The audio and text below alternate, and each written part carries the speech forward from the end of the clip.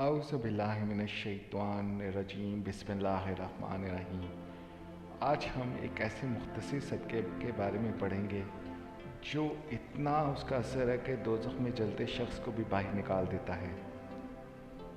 عبقری تسبیح خانے کے درس ہدایت میں شامل ہونے والے حضرات کو حضرت شیخ الوصائف امت برکات العالیہ نے کئی مرتبہ ایک عمل عنایت فرمایا کہ اگر آپ اپنے فوت شدگان سے خواب میں ملاقات کرنا یا ان سے کوئی مشورہ کرنا یا ضروری بات پوچھنا یا صرف ان کے حالات سے واقف ہونا چاہتے ہیں تو عشاء کے بعد 4 رکعت نفل پڑھیں اور ہر رکعت میں سورۃ الفاتحہ پڑھیں، پھر سلام پھیرنے کے بعد ان نوافل کا ثواب اس فوت شدہ شخص کی روح کو ہدیہ کر دیں اور درود شریف پڑھتے پڑھتے سو جائیں۔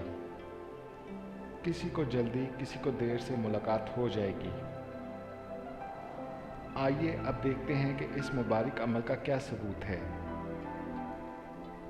مولانا مفتی خالد محمود صاحب جامعہ قاسمیہ ڈیرہ غازی خان ماہنامہ القاسم میں لکھتے ہیں کہ ایک عورت حضرت حسن بصری رحمۃ اللہ علیہ کی خدمت میں آئی اور کہنے لگی، میری بیٹی کا انتقال ہو گیا ہے، میری تمنا ہے کہ میں اس کو خواب میں دیکھوں۔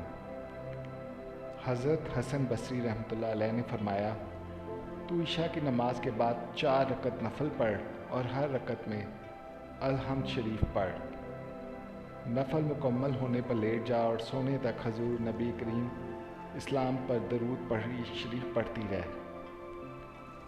اس نے ایسا ہی کیا تو اپنی بیٹی کو خواب میں دیکھا کہ نہایت سخت عذاب میں ہے، تار کول کا لباس اس کے جسم پر ہے اور اس کے ہاتھ پاؤں آگ کی زنجیروں میں جکڑے ہوئے ہیں۔ چنانچہ وہ عورت صبح اٹھ کر دوبارہ حضرت حسن بصری رحمۃ اللہ علیہ کی خدمت میں حاضر ہو گئی اور اپنا خواب سنایا۔ انہوں نے یہ اندھوناک حالات سن کر فرمایا کہ اپنی بیٹی کی طرف سے صدقہ کر، شاید اللہ جل شانہ صدقے کی وجہ سے تیری بیٹی کا عذاب ختم فرما دے۔ اگلی رات خود حضرت حسن بصری رحمۃ اللہ علیہ نے خواب میں دیکھا کہ جنت کے باغ میں ایک نہایت اونچے تخت پر ایک حسین و جمیل لڑکی بیٹھی ہے جس کے سر پہ نور کا تاج ہے اور کہہ رہی ہے، اے حسن، میں وہی لڑکی ہوں جس کی ماں آپ کے پاس آئی تھی۔ فرمانے لگے، تیری ماں نے تو تیری حالت اس کے برعکس بتائی تھی۔ کہا، ہاں، میری حالت وہی تھی جو میری ماں نے آپ کے سامنے بیان کی تھی۔ ہم 70 مردے اسی عذاب میں مبتلا تھے کہ ایک صالح شخص کا ہمارے قبرستان کے قریب سے گزر ہوا۔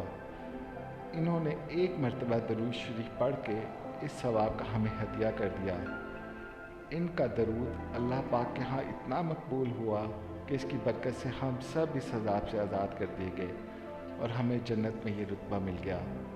ماشاءاللہ، ہم سب کو اللہ تعالیٰ یہ عادت اپنانے کی توفیق عطا فرمائے اور اللہ تعالیٰ ان مرے لوگوں کے لیے آسانیاں فرمائے۔ آمین یا رب العالمین۔